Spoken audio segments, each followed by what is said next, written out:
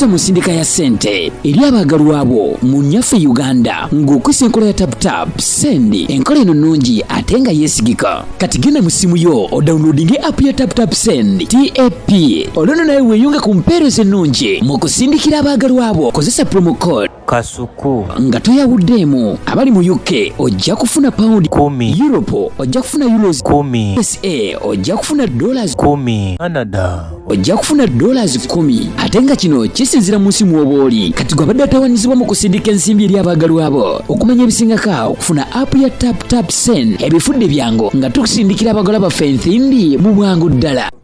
Owaayi Kakalamu ajja yiwa soda eri gy'abadde naye wansi tugulirewo banaye tuli wano ku Croylands Cottages bwe bajja. Tuli ne Kakalamu muva Bulaaya ogenda kuba omulaba gwe tujja naye ne kiva Bulaaya atubuulidde byonna. Waliwo aka Nigeria kayitidde wattini okukalya wadde teyakagambyeyo wadde n'akagambo n'akamu. It all starts in the mind. Anyway, tusooke tulambule Croyland Cottages. Bali wano bwe bajja bw'oba ova Kampala oluyisa Rubies tunula on your left oyambuka akapande we kali Croyland Cottages. Bw'oba ova Ntebe before Rubies on your right. Ogiyisa? Bw'oba ova Ntebe Rubies. Bw'ova Kampala, this place is before Rubies. Oh, before. Yes. On your left. Olengera we bakolera concrete products. Amatafari biki wale ekikuba ekyambuka. Croyland Cottages bwe bajja. Jangu mukasankulambuzeemu. Boss jangu. Kati ono ye Nakavuma ono sister wa nannyini kifo. Yagenda abatunda oli mutabani we. Oyo sister we ono sister we oli sima Jajjawa Ekakumba mutabani we. Ono Nakavumba sister we. Nakavuma. Kale ndowooza gwe nannyini kifo bati. Kale tulambuze. Bagita Nakavuma ate mwe mwatwesulamu bwesu. Ndi mukiga ate munayo mukiga omusuubira omumanya ebyo ebintu naye mukasa ng'ojjudde mu kamera wakitojjanga emabega nga badde waze tulambuza obuliri bunyuma naye woodwork nze yankoledde obuliri bunyuma okwepica woodwork ngera kutero naye kye nasinze okwagala kiri waggulu wano osobola tekikaaba nekati kino kitanda bwoba okyapangisa kyesonyiwe okusenguka tekusobola kubeerawo mu nekitanda kino olwokubanga ekyo kyaggwa kibeereramu okisibaosi tuzirabe n'enkono raba neeri kwagala kunyiza bantu jangu tugende tuyite mu bwangu naye ngaotutwala kaguddu andi saayala tulwewo eya time tukyabanja nebbaala eno bagita Nalubowa ono ye Nalubowa ayina oluganda ku Lubowa Medi ndowooza era biba byakwepiica kino kyo kyawukanamu ndowooza okiraba naye no kateni ate naye yamaanyi kateni yamaanyi siimwe ate yanjawuloko akasaawa kati era waggulu olabayo naye omusajja akola woodwork olaba akasaawa Mujjebikala mwetegeza nnyo design y'ekitanda eno nayo kati bamuti kigumu muvule bwe baatema ogulabika muvule. This is an effort of deforestation.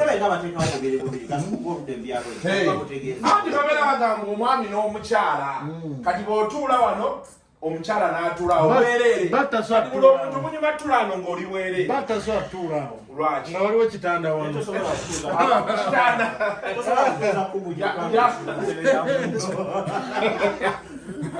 olera bandi mutosobola tutuuza kugunyukalu ku ntebe ya muddo. Kati tugende wano awasembayo Bukoteji buno bw'ojja wano bw'osulamu eyo hotel namba waggulu awo but osobola okuba ng'oyita wano nojja kati eno enakidde eno tennaggwa naye tugenda kuba tugirefabishinga so ekifo kyekino osobola okukwata kati tuweka eriyo viewboard Enzijukiza Sekidde yabula ne ssente zange. Mukasa. So ye sister wo. Embeera eri awo. Omukaka tomukwatira mutwe yanzanye tuyinza obutafuna balance waffe. Byonna the green. Ebimuli olabira ddala nga effort weeri ate biri well catered for. Sekidde yakola. Wano wanzijukiza Sekidde yabula n'enzange addayo n'amanyiira. So ye embeera eri awo. Twambukeko waggulu. Tunakola tutya? Jangu twambuke waggulu ofune eriyo view. Waliwo ekyokukola eky'amaanyi nga interview bejja gye tukoze ne Kakalamu. Yanguwa abantu. Tutwala kaguddeyo.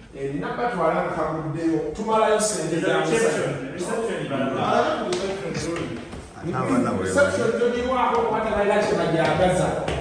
Kati wano akawala bw'okaleeta. Buno obukwata iPhone nekekuba nekakolekera ebyafaayo kati zino ze ruumu zeeno naye eno gye tugenda okusinziirako ogirabye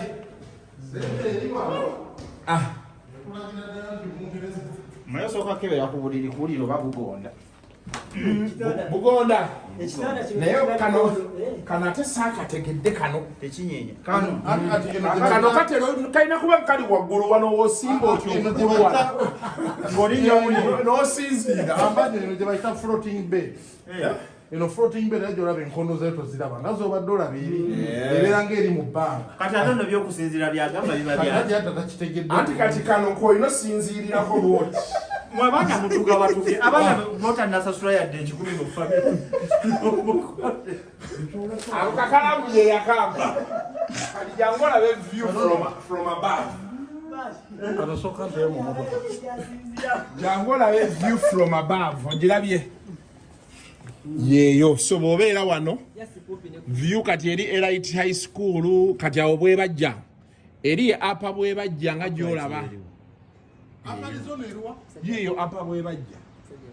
Ogirabye? Apa bwe bajja apalizona. Apa bwe bajja. Kati sebalamu ennyumba ye yiiri togiraba. Eri eriko ebikomero ebina. Tozoominga nnyumba ya musajja. Toleeta buzibu wano. Liri essomero. Bangamba ani asula eno? Natasha yasula eno. Nze mmanyi ntya munna. Tulina mmubuuza. So byebyo nno bannange. When you get some time, tokwata nyumba z'abasajja dderi booti onkwatira eno nga mpunzika. Tokwata musajja. Bwe buzibu bwe tulina bwokka obwo. Katutandike interview ne Kakalamu Croyland Cottages. Akalango kaabwe tukazannya wano n'ennamba z'essimu weeziri. Nkwatirako wano mbanyonyole eno gye bayita floating bed. Bed floating tekoona ku ttaka. N'ebeera eri ku ttaka. So osobola okwe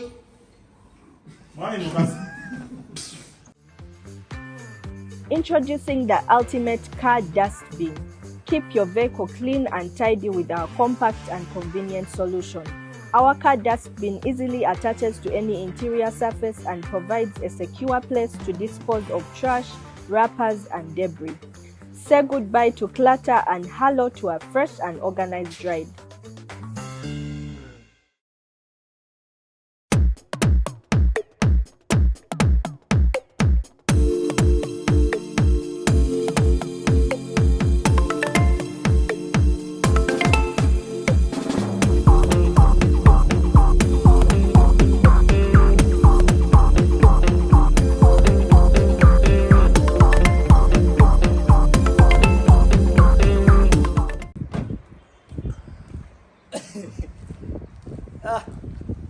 Ronnie.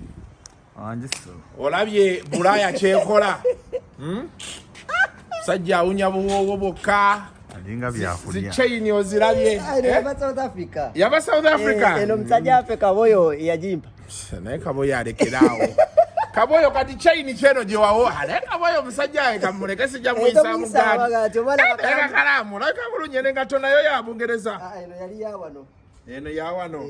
Badde ntidde ng'ekaddiye maama. Yali yawano. Naye Kakalamu olina kiro nga mmeka? Nageze neyongerayo kilo. Kati oli mu kiro nga mmeka? 5.3. Nagera na 5. Yeah man, Kakalamu tuli nayo olunaku lwa leero. Esa. Croyland Cottages.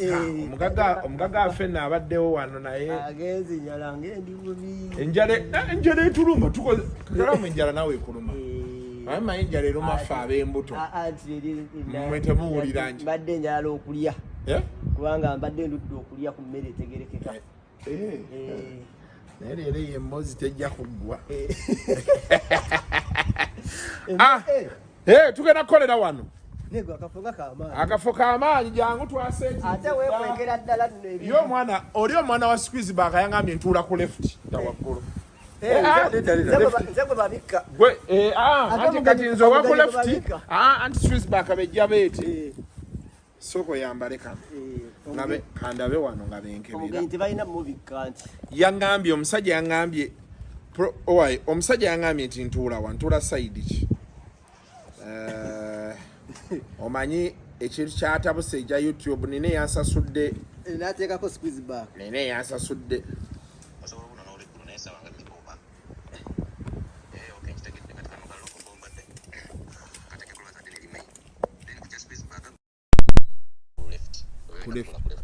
Natola ku left.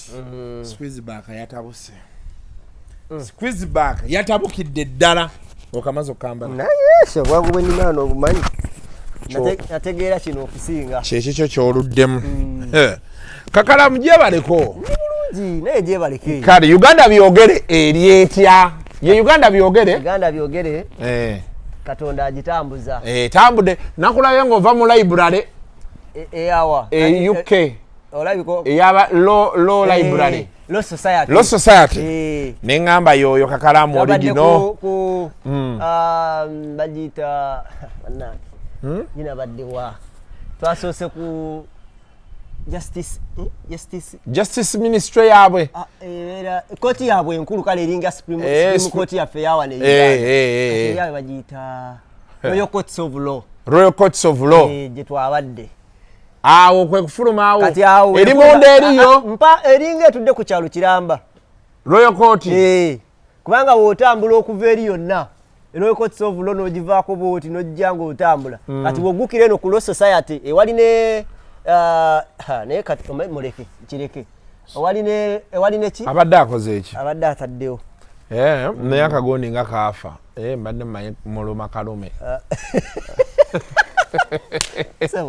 Naye nedda akwate. Ate ekyokukola waliwo. Kukwata. Awo teeka wano. Teeka awo. Teeka awo. Maleyo. Oba leta ngikwate. Tewali buzibusibu. Njagala ofunemu nange nfunemu. So kati kyakunyonyola. Ne King's College. Waliyo King's College eyo. Nyinza okugyogera nga kigambo butabisi. Nebo kitandika. Opposite awo. Bonna abasomera awo. Babyanenkizo y'amannyo. Wano somero ki omwana lyasomerako n'abyanenkizo y'okufuna omulimu. King's College Budonda Miryango Kitende. Kati bagamba nti wafubutuka wali. Abanenkizo tebamuddamu. Olubo leete empapula gaga nti gwe tuulaawo. Tuulaawo byokola obitegeera. So tuli wano. Yona ya lugezigezi okuva wansi paka waggulu. Tuli ku Diaspora Plaza. Yes sebo. Diaspora Plaza eno yatandika. Zagituddeko. Gogituddeko kati. Nategedde ki ku Diaspora nzi. Toyina kye wategedde naye ogenda kuba otunyumiza olugendo lwo. Lwali lutya.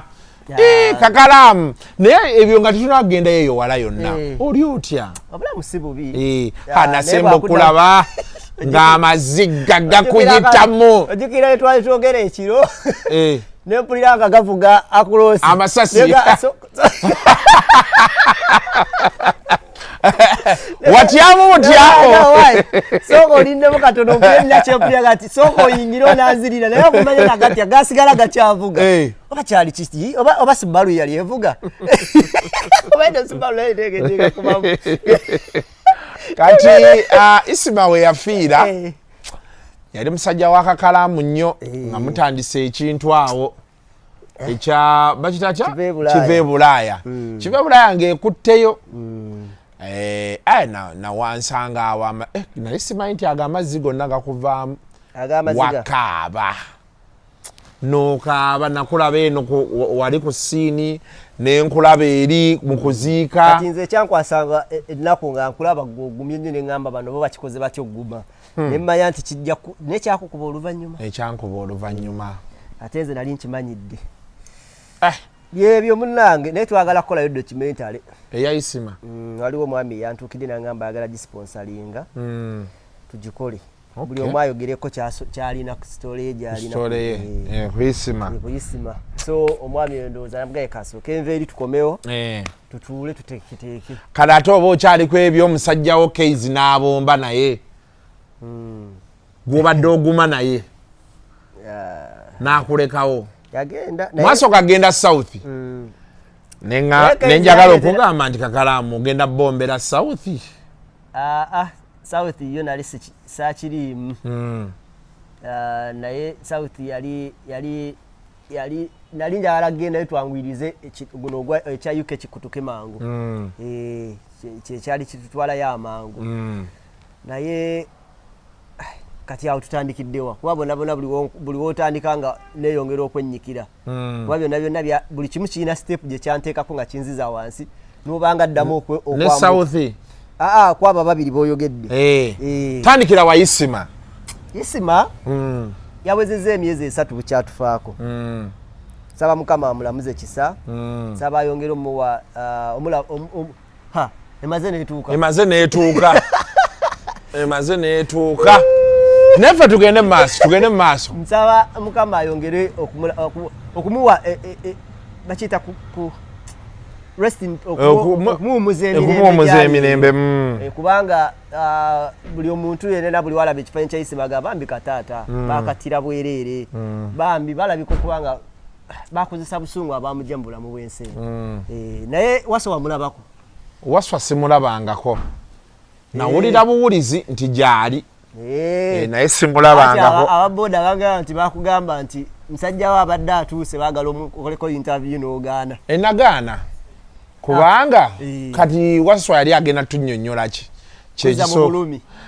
Sikuza bulumi abantu verdict bagigabirawo dda ku Waswa. Omanyi mu mawulire muno waliwo ekintu kyotuukako Kakalamu nga verdict already bagikola kati kiringa ssaawa eno alien skin abantu bagabye dda verdict nti yalya kati omusajja atoba yaliyo bate yalya kati ssaawa eno it is gwe okuvaayo okugamba nti alien skin wuno annyonnyola nti teyalya ayina we bajja kugamba nti wakola ki? Naye okusinziira ku bwino bw'Ebungereza bagamba emmotoka eyo si oyo omwami gwe bagamba Omusudani bagamba Musudani ate nawulidde bagamba Frank mwebazi eriwa Range Rover baŋŋamba mbu Musudani ye yagimuwa omukyala simanyi oba mukyala wa musajja okusinziira ku bwino gwe Ebungereza bagamba mukyala waliwo omukyala yamuteekamu emmotoka yagimuwa era mbu yamwefuga nnyo eri yagenda era ssebo n'ennyumba eno omukulu eno ku Fangoni oluusi tatera kusulayo asula wa mukyala omukyala taliiwo ye yamukwasa buli kimu esumuluzo kati wamma kwe kugamba nti yaguze ennyumba anti bagambye mbu yaguze n'ennyumba kirabika kubanga ye ennyumba yo bagambye eno ku Fangoni oluusi asulayo oluusi tasulayo naye ng'eri yewummuza ebirowoozo naye tayimu yeeyo nze ŋŋamba nnyo abantu Abannayuganda okugyako fitina yaffe obutayagaliza oyo omwana tannaweza myezi 8 mu ndongo ng'ali mu mbeera nnungi naye era tuli awo emitima gitulu lwakuba nti wali wesitayagalidde wano wagambidde bino ebya nze nabagambako dini ndi wanuupu simanyi bikyo bitegeera ebyo bibadde tebiri necessary yandibirese naye ebirala emitima emibi gy'Abannayuganda muyina emitima emibi tusooke tuddeyo wali wamma oli bulungi eno mbu yagigyesayo nagenze okunoonya engoye ezo mu guni ne zimbula naye jakini amiri bati nanfuniddeyo t-shirt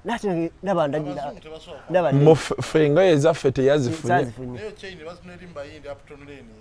no kaboyo yagimuwa South Africa oba kati ate yagijjako bati ogambye mbu yagijja kwani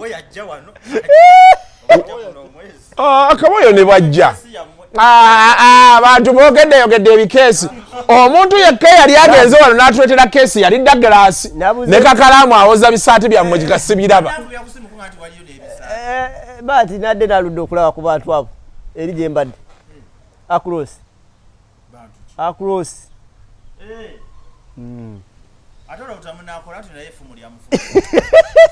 Kakalamu tolina mukyalawo tolina mukazi waka tewakazaala omwana Jozi gwe tewakazaala omwana wagenda weza myaka 2 kati waki oli ku muwala oli tunankola interview nga tetugikole tukole kati omuwala omweru wakutabudde nze bade mulaga bati naye London teriyo ku bawala bato nze buli muntu agenda yatulaga bakazi bakulu abawala abato bo tebalabikirako ddala tebatwagala ffe tebalina kye batwagaza baagala ba Nigeria ba Jamaica bazungu kati okuwulira afubutusa eno maama bazadde babe bagezaako bateekamu nti oyo nno gwolaba oyo wamaanyi nnyo eri tebabitegeera naye teriyo bawala bannayuganda bato batutegeera eno kuba nze ninayo abawala mikwano gyange bawala bali myaka 25 23 balabika era bakwagalira eno naye nga bawala bato obalaba wonaatuuka eri bajja kuba tibenda kye bakwagaza layira ze waliwo yangamba opiniraga ngenda kukuula ng'ate yali wa myaka gyange nagambadde nva wano talina we twali nagaka ndiko tulyemu naye va wano ngenda kukuula nkuveeko ngende nakuteekamu abo ekimere nendya nagenda nakuula wegamba tebalina nnyo kye batwagaza tulina ndowooza ebizibu bingi newakubadde babeera batadde profile bagitutaddeko oba bakulaba nga tonyirira nakyo nekibejjako bayo abaana beerondalonda ayo wayakutulira nagaa naye kalo Kakalamu naye aŋŋamba ki Kakalamu waabwe Kakalamu kikiko ozikidde Kakalamu gwasoso kiŋŋamba ekyo ekyobutanyirira mbuuziza bubuuza sigabe ntonyirira mbuuziza bubuuza kyo oba bakulane agamba leero Kakalamu sinzezekka negwe nali naye kati tusooke tuddeko emabega yuke wali ogenze kukola ki kuperforminga Kakalamu wayimba dda nga tetumanyi nedda sebo performance za njawulo buli omu aperforminga kyanjawulo wali ogenze kuperforminga okay reason wali otaddemu nze ndi event MC waliyo ekivulu ekibadde waliyo naye betwali tugenda nabo tebabawa kivulu tebanababbawa sijja boogera bajja kuswala baliwa bagundi banaaba naye nga kyoba omanya bakyali mu process bayinza okufuna kati ffe netufuna nze neefuna actually gwe wekka twali babiri waliwo neyafuna omulala naye ndowooza tanabagenda kati ye ndowooza engeri gyali agenze ennaku zino omungereza akyagaba nnaku zennyini zosabye oba akuteeramu emyezi 6 mwaka nze banteeramu bazaali wiiki 3 ze wali osabye sinze nali nsabye simbanyi oba ze baali basabye naye nga ze nalaba gwe mwezi almost mwezi ndowooza gwalinga bannaye Kakalamu muve ku mwana oyo ffe kati olwo abaamulabye edda kale ndowooza gwali mwezi kati olwo ofubutuka wano kati wananfubutulawo speed kaye kuba kaye yali yagenze dda yali yagenda kati kaye yaŋŋamba nti omulundi gwange ogwasooka okufuna visa ye UK nali neesunga okugenda nga nnokulangirira nangiridde nti nzija oba bamukola kaki ne bamukubira ne bamugamba sooka okomewo keekamwoca nadduka emisinde engalo ze bamuweerako kirabo ku gundi awo ekamwoca ne bamugamba sooka olete passport ne bagimuggyako kati bwe yawulira nga nfunye naŋŋamba kola kyonna ekisoboka vaayo dduka ojje kyonna ekyetaagisa oba tolinda kito kubanga promoter yali agambye nti tulinde Afrigo band addemu asabe bano bwe baba bakyabamye tulinde tugendere lumu ku Afrigo band ono naŋŋamba kaye naŋŋamba vaayo abo beekyanga bamanyi n'okusika ne bazijjayo visa zaabwe neŋŋamba wangi nti bakukomya ku munaabo vaayo ningenda mpafominge era napafominga twatuula awo mu wa Richmond ne tuperforminga. Richmond teyajja waliwo ali wano eyajja bamuyita si Jobs Link Moshi gwe nasanze wali mu katale yani kando ng'ali ne Baraka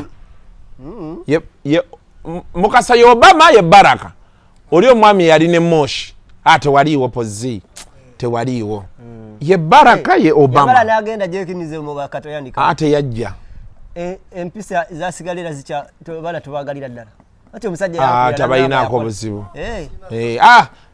embeera yatereera Bosman yanga nti owaaye musajja jekeniza akoze atya koze namba yiyo mukubire wamma ate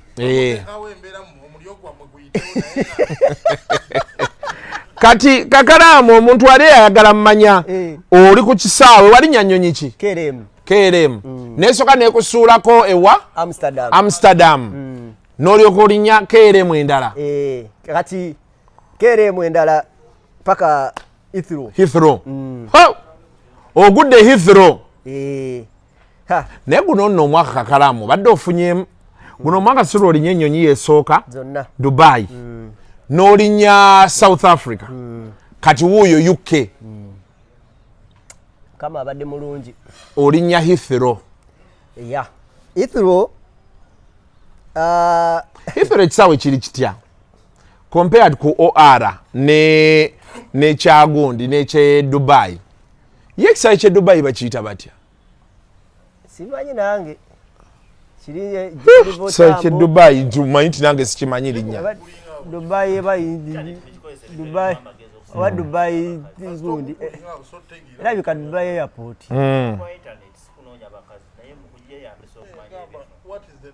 bagiyita Dubai International Airport Heathrow kisaawe kirina gundi baziyita ndowooza nazo gate terminal terminal 1 osobola okuvuga oba okuva wali wabbati n'ovuga ogenda okonekitira ku terminal endala ey'okubiri kati oba kusuula ku terminal kati fe twayita ku terminal 4 oba kusuula ku terminal 4 ne bakuleka awo tosobola kweza ku terminal 2 ng'otambula olina kufunawo kagaali kagaali nyenga ebeera motoka era ndowooza oba olina kufuna kaabu kubanga naawo baasi teziriiwo awo wabweru ng'ofulumye wabweru ennyonyi gyekusuula bw'ofuluma kaabu kubanze banonera mu motoka nedda bw'ova ku nnyonyi otambula oba obeera mu baasi okuteeka wano mu tamino natambula oyita mu kityubu nekikusuula munda awo obeera olina kukola otya wabawo zibaase okuva ku tamino 2 ogenda ku tamino 4 munda mu airport munda natambula otambula nalise anti kati katukitwale kale ku ya Amsterdam bwana kyo si kyekitono ekiri awo nina connect flight etwala Heathrow era natambula nga Dubai obeera ne ka bus akakujja waawo ku nyinyi oba kutadde ne mugendo oba ku tamino gye mugendo fulumira gate gye mugendo fulumiramu kati ate yo Amsterdam otambula bakulaga bulazi alo bwe butambula bwe bugenda tiddeno weeyongere eno wetaba otiddeno waliwo kyovola abenyonyi ndowooza zitera nnyo okuleka abantu abasinga tebabugoberera kuba bakuga ku tiketi nga bakugamba mugenda connect flight eri D14 enewe D14 kati ng'olina kugoberera D osooka olaba eddi wekiri ekigambo ekinene wekiri n'ogenda ng'okigoberera alo we ziri then D1 D2 paka wenatuuka ku D14 weegenda naye awo ng'ebintu obitegeera pozi wali weka kati awo mwali mugenze bameka nali nzekka ku nnyonyi kati awo we nali entebe awo entebe nalinawo omwami gwe nasangawo nasooka nesanga omuwala nambugumiramu nendowooza ono yananyamba kati nga ye agenda Canada naye nga ate fast first time babonyabonya abo mbamanyi namuzuula nenga hano yaiza obutanyamba kati Katonda nanyamba nandeetera omulala bamuyita James yangamba ye James James nemujjako bulungi namba yesimu nemugamba oddawa nangamba ngenda America naye wentuuse wano ku airport Entebbe agent yasasula ticket ate mala nazaayo sente nga tasasudde ticket kati ticket najigulira awo ngemutwala nemujje Entebbe paka Amsterdam paka Heathrow paka America sawa nga nyingi kati nemugamba otuuka London nti tugenda Heathrow kati gwe ndiko genda gasikola ki simanyiyo naye gwe ndiko kati wano munyonyi mutuulamu kumala bbanga ki okuva Entebbe paka Amsterdam zali awa meka mwenda n'ekitundu ng'otudde otuula obugere n'obugira n'obwenyola n'okoloti kati okuva Amsterdam ogwa London ziriwe saa meka 45 minutes to 1 hour ekinyenyi si wala nnyo so awo si wala nnyo awo so literally kubo walimalamu essaawa nga 10 n'ekitundu kati netuuka ebyokulya biri bitya mu KLM baleeta obuceere bakugamba chicken ntera nnyo kulya enkoko chicken wali emirundi emeka batukolako nnyo babayisaamu emirundi emeka batukolako nnyo emirundi nga bange ena ng'era olina okulya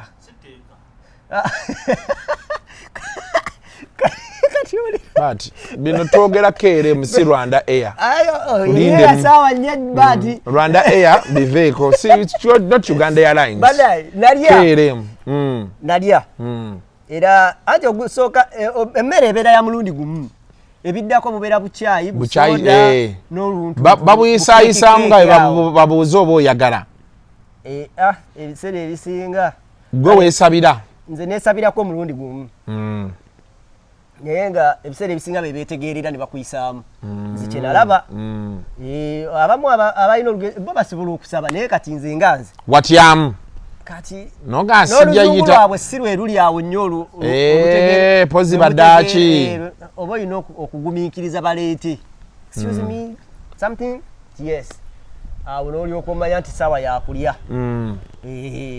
so owaayo oyongezaako ki musooke musirike tumale so KLM treatment yali mbi era saagifunamu nnyo obuzibu James yannyamba etwatuka ku Amsterdam awo yavaamu n'engeri gye yavaamu nalabanga nze yali amutudde mu maaso naye mu kufuluma ate alaganga ate yasooka okufuluma saakitegeera ekyo nti we twali tutudde nalaganga nze asoose okutuuka ku mulyango ogufuluma naye ate mu kufuluma mu Amsterdam connectinga Heathrow ate yandaga nti ate yafulumye dda neneebuuze yantudde emabega ate yafulumye atya okunsooka mu maaso olayiko kuba olinawe waloberamu awo anti omanyi abantu abamu nnyonyo oluba okugwa eba ekyatambula kano ketambula empola naye talina bintu bingi yayiseemu kati ate abalala musooka tutuulamu noga kaninde abantu baggweyo kati yatuula eyo ngenda ofuluma wabweru ng'ebyaddala Amsterdam simanyi wenzira nga nsi ndala kiri kityansi eyo eri etya bwe wafuluma oti n'olaba Amsterdam aliwo awo Abanigeria awo be baali bamanyimuuko anti era tofuluma nnyo nti era okoma awo mu kisaawa awo kati free wifi weeri nafuluma awo Richmond nampeereza ennamba y'omwami yali agenda okumpiikingako Heathrow nemuweereza nebwa kati ndi Amsterdam kati nenkubira oyo James nemugamba oli luddawa nangamba wooli waliwo ekigambo kye agiyita baggage claim waliwo baggage claim n'ebirala awo kati nangamba noonya gye bayita D14 ye connecting flight yaffe tutwala Heathrow nenzijanga olaba bu alo nga bwe buli bwe butyo nti okalaba nga kasonga wojja katovaako ku simu nobuga ntuuse wano kati awo oli katuufu ndi wano ndi wali ne otherwise siba kuba na James enyonyi yandindese kuba ngendo tuuka James waali nga ebuleda kikatano esimbule ate jukira bali balina engeri gye bayitamu amannya gaffe nga tosobola nawe kwewulira nti bayita ggwe bayita erinnya nga mu butuufu owulya ddala oba bali kwani be bamanyi genda mu maaso mwesonyiwe accent oba togitegeera naye ekyo osobola okumisinga so yannyamba nnyo Buganda ye James ne tuvaawo entuuka Amsterdam paka Heathrow. Kati era wano Heathrow Amsterdam Heathrow era walya era ebyonnyonyi ndala bakuleetera era n'olya era tulya oba olina okuddamu okulya Kakalamu wali ogeze kulya wali ogeze kukola ki bakuleetera kati Amsterdam bakuwa amazzi Amsterdam to Heathrow bakuwa amazzi kacupa k'amazzi n'akagaati kalinga akagaati naye kakawomerera nnyo kati ako kenalabako era ndowooza we twalyako awo ne kakooka awo ndowooza kati oli mu nnyonyooti babagamba ladies and gentlemen we are about to touch down Heathrow Airport anegwe waliwo buno obugambo bwe boogera nga ennyonyi egenda kusituka buli weerinnya buli webeegendanga egenda situka waliwo bukutteko buno we batulagirira nti si bagundi booti obugundi mbumanyi gwe bukalubiriza oli abeera akulaga nti singa ennyonyi egwa osooka n'oteekako ekyoxygen si kagundi emabega wansi booti ne bakikugamba entebe ng'ogenda Amsterdam ne Amsterdam ne bakikuddamu ng'ogenda anti ezo baziyita safety tips oba safety rules bakyogera naye babyogera nnyo n'empulira nga bantiisa butiisa olwo kati bw'osika eno n'ofuuwamu n'okola biki mukasaagaye bunyonyi z'entini bw'onoogenda ozimanyiira Jenkins tukkirize tukole mukama wange tutwalire omusajja oyo ogire ng'omulambuza ekifo kino genda tuleke nze bansimbula Joyce awo tulina ke twafunye wadde akokunywa mukama ebyokulya tugenda kgenda eri ebyokunywa batuwe Joyce si bbiya ffe tetunywa bbiya Joyce awo Joyce oba amazzi mazzi njagaddako lulala naye bannaayi okirabye okitegedde tugende mu maaso kati olwo otachinga down Heathrow wamma genda mu maaso wamma tugenda Heathrow ekisaawe kya Heathrow ne Heathrow Amsterdam kyekisaawe kyegundi ya KLM ekisaawe kyabwe ekikulu kyekyo ndaba ennyonyi ezisinga zonna za KLM kati ate Heathrow ya Bungereza yebeera ki British Airways ekyaliyo Jenkins mbadde mbuuziza Jenkins omuntu anyumya ate mbwe South Africa gyeri but gwolinga nze ffenna tuli South Africa nze kyenkusingako nti nali ngenze Dubai ne ffenna tukyali wano kati Kakalamu wano ye legend waffe nze mupya kati oli yazirinnya nnyo yali alinnya zeeno alinnya epozi ne Jenkins ffe tukyali wano Africa Asia tetunasukkawo kati ffe bw'olina onnyumiza yaba tukubuuza kati bw'otachinga base wali naye ate awoza ebyekisiru mu British Airways nene nnyo e South Africa kati abikubuuziza tobikomyawo ebibozi by'ekisiru omwana anyumya okukubira esimu baati wamanga mugwa British Airways esinga obungi ye British Airways oba eriko bezi BA nawulira awo nga bari branding Jenkins they rebranded eriko British Airways yakafulaga kabwako nti omuwulira nekafulaga kabwako kweninda ngenda Kakalamu byanyumiza ate ngenda bikunyumiza nkunyoyono omwana yali Bungereza yagendako ne Amsterdam ffe tetutuukangayo ffenna ne mwaseno wagenda ne kwaseno oli waseno bulijjo Kakalamu tukole bannange kitulire ekiwalo boss mbadde nsaba oyita abawala abo bonna bayitewo omulundi gumu wano Kakalamu abalabe tugende tusobole okukola bayite bonna bajje bayitewo omulundi kali waliwo ekifo oyitawo wano ebisambi birimu naye takite bannange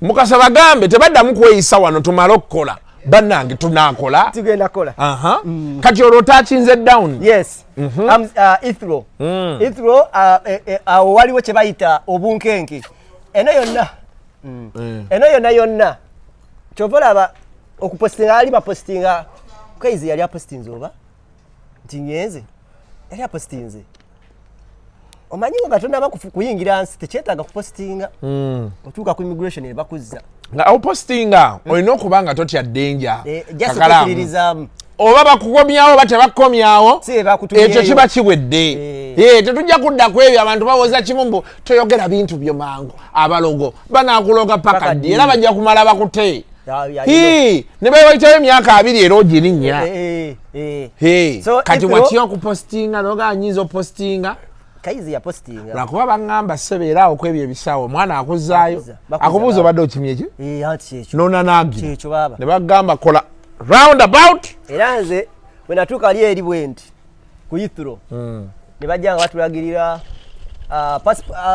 passport Uganda bazaawula ne bakulagirira wawo ogenda n'oyimirira musajja n'ambuuza nanga Lubega ngamba yes boss nangamba kikyozza okukola muzunga okola ki kati namugamba nga tanaba bikola passport namugamba I've come to work yes kati mu mutima naye kanzizeyo mu meeno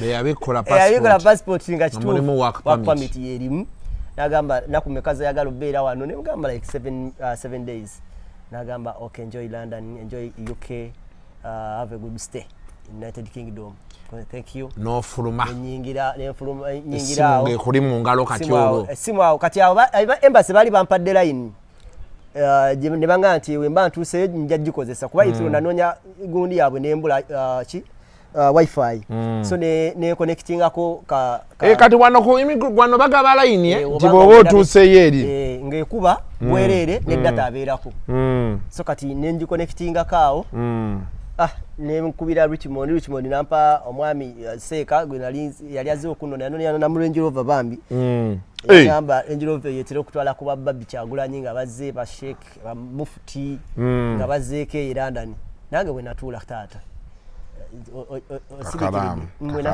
mwe natuula genda maaso mpulira bibyo era omutto ogwo gwe bagamba Mufti kwe batuula natuula era natuulawo ssebo essaawa eziwererako ddala kubanga akagendo weekali okutuuka we nali ŋŋenda kati wali oloddawa kati tugenda ku Heathrow eri mu London Upton Lane teri London East London Upton Lane madde nyi confused ne Upton Park waliwo ekisaawe kyabwe nga kita Upton Lane Upton Park era ndowooza Upton Park era nayo kuba twali tutambulako okwo ku street awo nenjiraba Upton Park erabika nayo gyeri around there naye nga East London so kati wano wonna wali mu London naye zaawuka waliwo East London yes North London South London yes ne East London nze natuuka ne time ne ŋŋamba olaba Bungereza eyo nze ŋŋamba n'ogamba okimanyi nti London esoundinga nnyo okusinga UK ogamba omuntu nti ngenze London nogamba omuntu nti ngenze UK amugambye London asinga kati natuuka tugenda netuvaawo ne banvuga ne bantwala ku wa Ithro East London wa Richmond na receivinga waba abanauganda basinga beera waliwo ebaŋŋambe abanauganda bw'otuuka eyo obanga ali mu kikuubo yeyo Upton Lane Upton Lane waliyo omwami Pascal atunda amatooke Richmond alina saluuni Sarabedi yatikka ebyo ebintu Sarabedi wamulabako sajja w'amaanyi wano namulabako ne waliwo n'abalala abatunda abakola ebintu byemine Sarabedi awo mwami bamutwalayo after naye simujjukira bulungi linnya n'abalala awo Crane Cargo awayoyo gwe Mukasa Crane Cargo ali America ali UK Crane Cargo ali America si waliwo omulala awo mwami naye alina erinnya lya Kiganda so but sinakubuuza gwe nange tuli be South Africa gwate nkusingako nze ndimu ne Dubai kati ninda ngenda kunyumiza kati abadde anyumiza Upton Lane sure amanya ayinza obutagakwata aŋŋambye waliyo omusajja atunda amatooke bamuyita Pascal alabika tamanyi luzungu naye emyaka gy'abaddeyo tayiganga ate katalina nsonga lwaki abagula wali eri bannayuganda ne teepu z'akadongo kamu akyatunda teepu z'akadongo kamu kati akyazitunda naye nga kyomanya bagamba nti buli kimu ekyawano akirina ffene lumonde byonna biri wali naye tamanyi luzungu simanyi naye nga bagamba mugaga muzibu mugaga muvundumbu wano naye nga gyali so bannayuganda bangi nnyo mwaka akatundu era obweyagala actually ne bakusanyukira oba buli omu yali ku bibye sitoma nga batambulira mu pawundi oba era kati olaba sente zitali pawundi ebungereza oba tewatuuse ate engaba yaabwe ebiseera ebisinga baba bagaba tebatera nnyo kuzivuunyisa zijja mu eno so naye pawundi bagabira mu meka 15 oba 2 kisinziira 2 gajja nnyo ne 10 nga bakuwa 2 10 5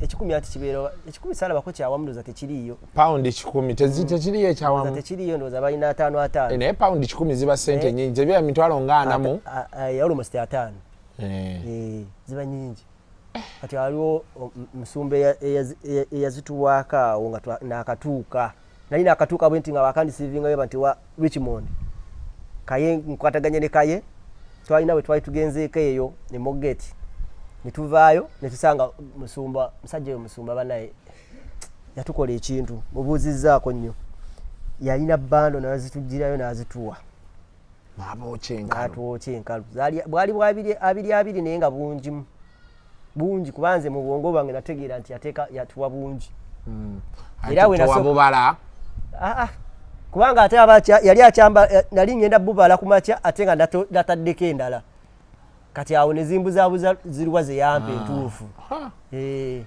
naye nga yampa ngenda kukuwandiisa mu luseke omulimu omukulu gwe twalina gwali ogwo omulimu omukulu gwe mwali mulina ogwo mu mutwe era ndani gwali kyekituufu ate kati twandikoze eki tewali era ate kati ekizibu ekiri wali nti newandibadde oyagala okubaako nekyokola naye kasuku otuuka mu kitundu notuuka aba naye kasuku nkwagala nyo era abasajja bantu baŋŋambaga kasuku infact musumba oyo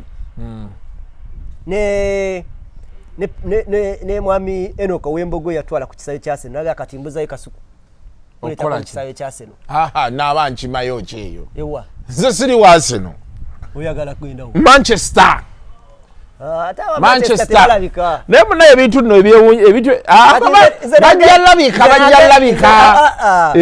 agenda sinda tiimu gye mpagira natuuka wali eri nempagira Seno amangu ago sebo era sebo kati tonzijaawo awo kati wawagiridde ddala Arsenal twawangudde ekikopo kya MLS Cup kye twalimu ne Community Shield awo tuli eri waggulu era muzanyi gwe mmanyi yaliomba mwita saka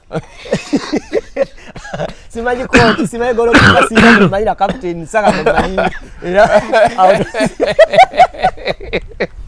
awo tonzijaawo kati oli wa Arsenal omujozi wafunye nafunye jaketi omujozi gwade mu paundi 159 nga lwaki tebakukugulira kakati paundi 159 zisente nga mmekeza wano zingire ensanvu naye omwana anyiiga nakuteeka munzaba naye South Africa bangulira origino ya mani nadde siraze nnyo buwagizi nnyo enewe kati ate edduuka akulosi nadde nguze jaketi yange ngemaze ng'eriko kalogo ka Seno wano nga mpanvu ekoma wano nga toginzigyako ngemaze t-shirt kati wano nzijukidde waliwo South Africa lwe baali bayomba actually ndowooza debate yava mu Baamerika oba bali Baamerika oba Bangereza nga bagamba amawulire eyo mutiitibye ebi South Africa tebiina kye biina nzijukira meeting ne zituula video namba neekolebwa aba South Africa ne bagamba ffe twagala Omumerika yenna avuga emmotoka ayina ssente based akola bw'ati bwe wabadde eyo South Africa abasajja eyo embeera gye balimu neeno kuba neeno wansi waliyokko wandisibiddewa South Africa neeno wekuba bunafu nga just mbeera ya bunafu okubeera awo tusigale mu mbeera yaffe ey'okweregeza nga weeri South Africa niwe obeera nga oyagala okuzeseeko obwongo n'amaanyi naawe olage nti sente zange nzitobedde ate nga ziwera kuba sente za South Africa weziri ne tezina nnyo value amaanyi nnyo kubanga nze bazimpanga entuumu nejja bweti nekera ku macha nembuuza omwana mukale dunia nti namo mmekaawo nti alina waawo nga 10 koze emitwalo abo wali mbanako bwe walimu be nali musebo tolina buntu gwe wasanga gwe nasanga nze mukabya bamuntwalako obutwazi ne banne eri gye babeera bagunto wabalina bani bajjo Santoni dabani Julai abasaba sisinkanako omuntu yekago wasisinkana gwe nasisinkana ye Kaboyo yabatutwalamu yakutwalamu nze sibagendanga mukko Kaboyo wandisisinkanye ku bano ba King Shafiki era bebamu si bebamu twala kyenkugamba kale wagwa ku Bagavini wamulabako kati si bebali kati sigeza tuddeyo kati wonoogera n'osanga abo ba King Shafiki ba mulongo wamulabako owe Hamaskralo oddayo sinamanya nawe tokyayogera ng'ogenda nze njogera ate kyekiŋŋaana nze nolowooza ndika ebyo nze siriiko ebyo bwe ntuuka awantu ne baŋŋaana baba baŋŋaanye ate mbeera ŋŋenda kukola ki bwe bakugaana baba bakugaanye kati oli atagenze oba atali gwe nti ogenze era yaseka naye baba baŋŋaanye era bwe mba wagenda mbaga nti bannaye ŋŋenda naakalinnya entono saagala nnyo kuŋŋaana kimpisa si bulungi basobola okukugaana olina otegeera nti obulamu tebukoma ku kukugaana baba bakugaanye ng'ogenda okola ebirala totya nnyo Kakalamu kituufu kati wabadde Bungereza ate nodda kati tetuli naawe tuli fenna lwakuba baŋŋambye ogenda mu yuna yona naye kasiku yona guno omwaka yona saafuna gundi yonna invitation yago baŋŋamba mbu ogenda mu yuna mamwaka ogujja era guno siina era ne baŋŋamba nti akakokola wakategeka dda okole tukakokola tondeka nnyuma guno omwaka singa nafuna omukisa gwa yuna mutova ku simu na Keizo omubuuza kiri kitya n'akunyonnyola nti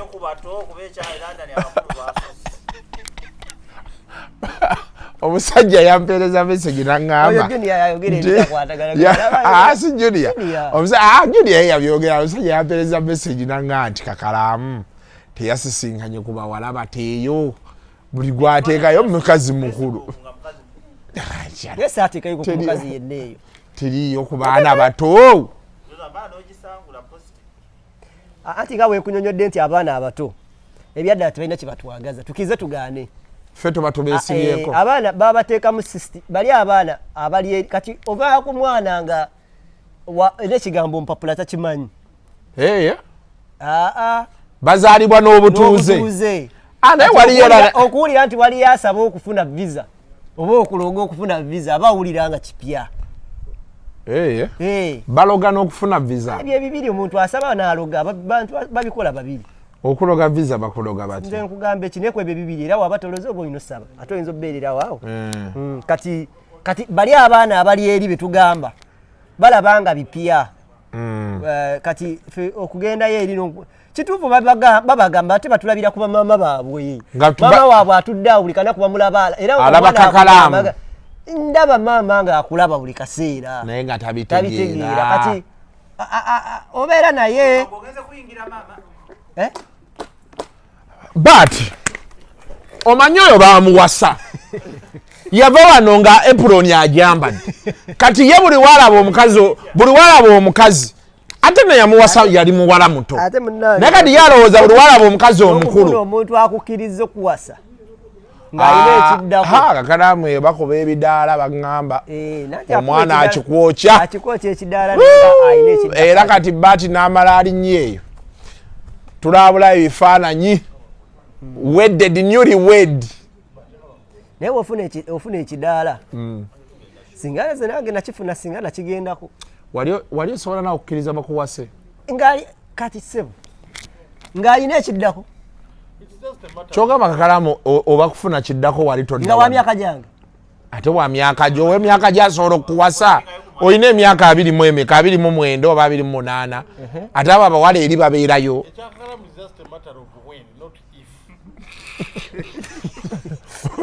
mukazi agayemba okubombako is a matter of when, not if. It's how I.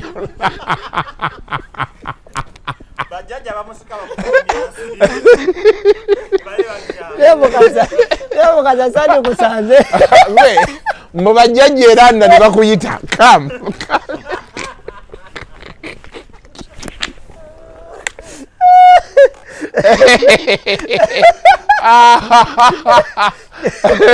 Wabula hadai. Jackins. Tori mukolera abantu baagala kumanya Kakalamu eki. Nomanyi Mukasa jangu okole show. Jangu otuule wano. Kuba kati amaliridde tayagala abantu babannyonnyole Kakalamu. Wama tuddeyo wano. Emmere ye eri etya? Mbi nnyo. Nagakabira bukabizo gafuna. Ne bagakuleetera. Okufuna ku ttooke. Kati wasula wa? Wasula mu ntebe? Nasula mu ntebe. Naye nagisulamu nga njagadde. Njagala kitesitinga. Ng'oyagala kumanya Sendi bwe yali e UK yasulanga atya? Naye njagala kitegeera. Kubanga we natuuka lwennyini baali bantwala mu hoteri Richmond. Kaye namusanga yavudde mu hoteri edde before. Nga mwami Enoka oyo gwe tugamba Enoka Yombogo nga alina ennyumba yeeyo Kaye namuli agiyita Summer House mwagipangisa abantu mu bisira lya summer yetagisulamu. Kati ng'erimu ya 2 bedrooms. Waliwo bedroom emu nga waliwo bagikozesa kati eno waliwo endala ndooza gyapangisa erimu buli kimu. Kati we natuuka Kaye n'agamba lwaki ogenda weboyere mu hoteri nga tibatuwadde ennyumba eri erimu buli kimu. Kati we natuuka eri nga mulimu ekitebe kyali kirungi nga si kinene nnyo nga kiri awo ekitebe then n'obuliri nga buli wali eri bugazi. Kati nze ne ŋŋamba kozi ogambye weni Not if. Tomanya weni Nogaako okola erihaaso. Ukawebakekaawo. Nti singa oba obombi. Mumbeera tomanya destination yaffe weeribeera. N'ogwawo. Engwakaawo.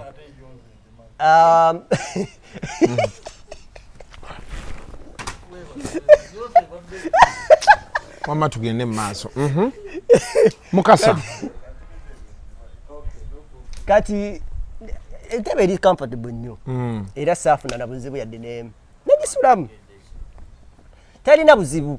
Era tewabaawo. Wasulamu kumala bbanga ki? Ennaku eziwera. Kuba Kaye yasulanga mu buliri.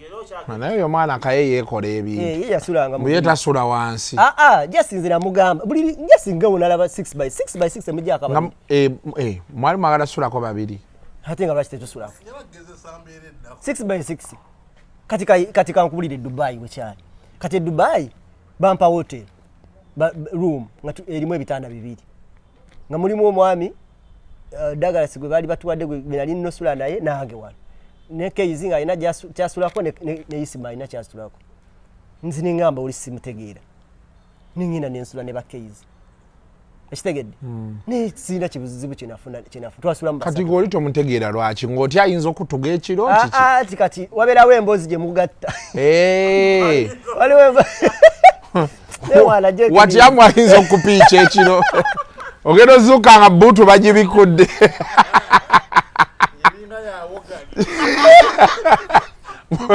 Bino bikikere mu maaso jjubu. So n'ogenda n'osula ne Bakeizi. Kati okusula ne Kaye ate Kaye omayo okubeera n'omuntu gwo kati wewe naabisanga baati ng'ali mu ruumu nga mulimu ekitanda kimu nga kigazi kikwanguyira nnyo okusula ne sikyasobola sula na musajja munnange mu ruumu ebintu bye boogera ennaku zino naye wa baati namugaagwe sula mu ntebe nze kansule mu kisenge yali aŋŋambye semberayo nemugaa option yaliwo n'entebe zaaliwo singa alidda tekisoboka. So nze sirina buzibu enafuna buntebe yadde n'akamu nawadde nga ye promoter yadde shot yali akufunidde hotel yaliwo. So it was quite an experience for you. So promoter naye simu saamufuna mu buzibu kubanga yakera ku machana tuchekingako muddawa mugenda kola kireero ne tumubulya tudde eno tugenda bigera ne bano kale tunaddamu era nga buli ku macha tukerawo kugundi ku saluni ye n'akawungeezi bona babeerawo ne bawalukaga era ye system ye inafe gye twabeeranga nabo bayitawe batyo ne bamisachi oba teyagala kutuula wano mu saluni waliwo emabega osobola otuula mbanga misachi ye ateranga nnyo tuulanga mu manju n'alindanga olunaku lwende luggwako n'atambula mu gy'atambula n'agenda mu birala tewakuba ku ndongo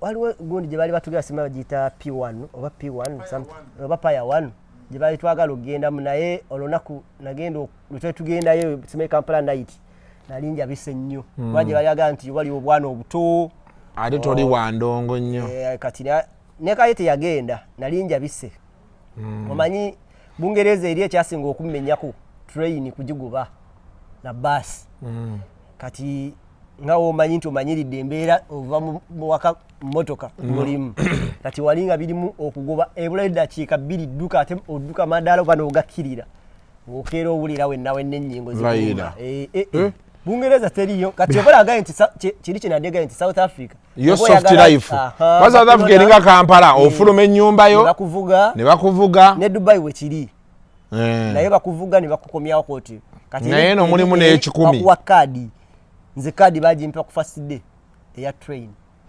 naye nga tuwunzika wa pichamu saafuna mukisa nalini n'akaana ke nali ngenda okufuna naye kaye yakanemesa akaana ako kale kayinza okwakandimbiriddemu kakazibu kafuna naye babeerawo otuuka n'olaba nga akantu kayinza okwakandikutegedde singa oba okesibyeko nnyo n'okalemerako kali ka Nigeria baŋŋamba abaana beeyo tebagaba mangu kirabika mulina okuteekamukko kali sharp mukasaabuuziza mukaali ka piiki babeera mu piiki nakyo ajo mayi buli obwana bubeera busoma anti bwogamba obwana obeera oga primary kali bakowooza yali mu piiki naye kirungi era kasooka kubuuza myaka tosobola kumalaga mweri ate ssebo bubuuza emyaka n'omugamba nti oli mu 30 wa 40 like my dad bwe kakugamba kati ate gwe ngaakulabira mu saizi ya kitaawe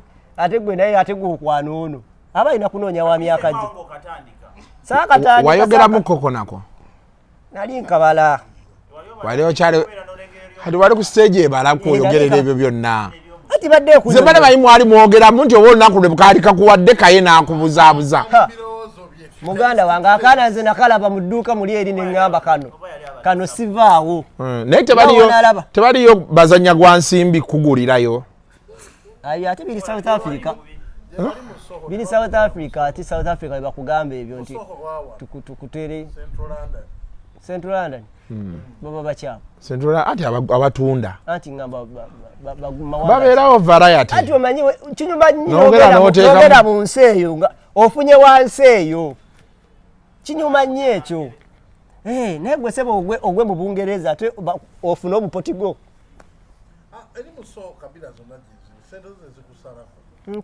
kati akasente k'omusumba wali olina okukateekaawo tamala emirundi yaŋŋamba kasuku bw'ofulumanga Uganda n'osalawo nti kwepiica omuntu yenna black color eyiyo totawaananga ate mwana wa kitange ate black color kati awalina kunoonya bazungu nze nafuna nali ndaba mu Nigeria gwe nali nfunyemu omulamu nga muzungu nga mweru gwe nali njagadde mu buwongo kituufu naye kaye yaleeta ate okwongerezaayo nnyo emabega ennyo nti ate ono alabika okuba talina kyanjagaza nze nali nnina kyemwagaza naye ayogera bingi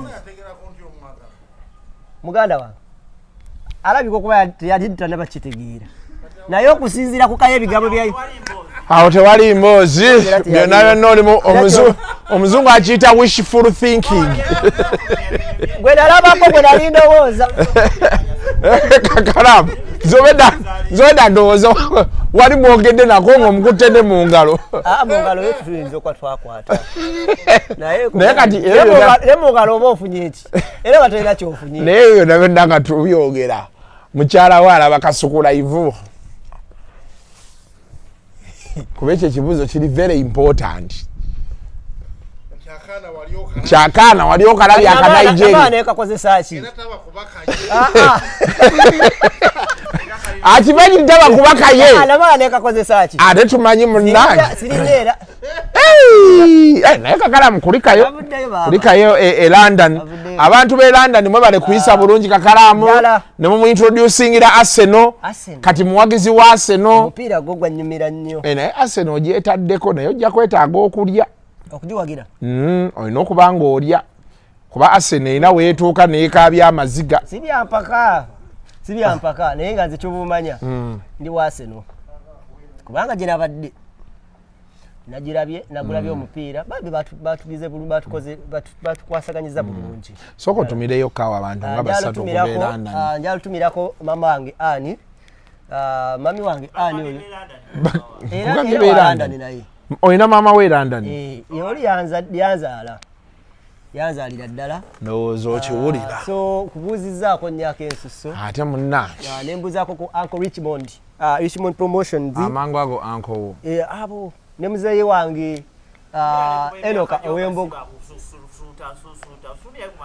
Kakalamu ate luno oluseke lwoleese yalabbi ne Musumba yagambye agenda kudda eno akomawo eno mu bbanga etali yawala tayagala nnyo kamera naye oyo ye wanaabazze Musumba jangu ne pounds tewetaaga mugamba olwedde ye akimanyi anti naye pound mmeka kuba ekyo nali kiri important nze nina wenvugira e Kampala kati nina system gye natandise okumpitaayita nina gye sitatuula oli ye twagala ssente twagala ssente Musumba wamma nze nkubuuzizzaako nnyo era nkusaba otuuke mirembe abantu b'e London essaawa yonna mbatuukako kati bw'olaba nkugambye nti essaawa yonna manya essaawa yonna tokwata ngatto ya Kakalamu ogenda tuukayo eno yeewana e Kampala essaawa yonna bajja kubanga nkwagaliza mirembe abantu beeri bo tebeetaaga kubagamba nti mpa oluba okulaba kasuku nga batandikirawo wafunyeyo ku ngoye bakututte ku shopping yantutte era Musumba nangulirayo nengattaawo ya pound 179 naye Musumba nga w'amaanyi nagulira ne kayeera naye pound Air Max 2 naye z'amaanyi nakatta nabazijjamu kuba zakadi ate lisiti kaye azina bamugambye azitereke nozitereka bazimuwemu wali eri gundi omusolo jekenzi byebyo bye bakugamba nti gw'okyamanyi Bungereza yedde ensi za bweru zedda naye obeerawo ng'ozaalawazaala wabamuva Bulaaya abasajja bayina ate onaakugambye Musumba yali azigaba jenkenizi ekyo kireke abaana gye bali balina ssente nenze nina ne mukwano gwange ye UK Sarah ampeereza lanki Sarah nina mukwano gwange amuyita Sarah that's all simanyi linnya lye ddala ye hajja ne wano e Kampala twajjako naye wano ku yaya mwana mutini bwati yoyo gwe walaba mu dduuka n'omuyita omu Nigeria era nako kafaanana aba Nigeria tobanga wakasanga nolitanga Nigeria kiralinkagaddeko kaali kalina komandi mu dduuka lyeri kati nga kalina katuuka ne ku time evaamu tunatera okuva mu kiduuka muli eri nga yakomandinga ne bali baggalewo neŋŋamba ono gwe njagala ng'obala waawe ennusu kaye wadde omusulayo ka hayi kaye anyway South Africa yalinamu ekyenjawulo ekijuka kyenakukolera kyenakugamba kiri eri nti kyo omuntu waba alina kyakwetaaza akuteeramu ennamba bali abaana kyokulaba tebalina nkyo kye batwagaza nnyo bati yakuyisa mu ssomero yampisaamu until next time mubeere bulungi mweraba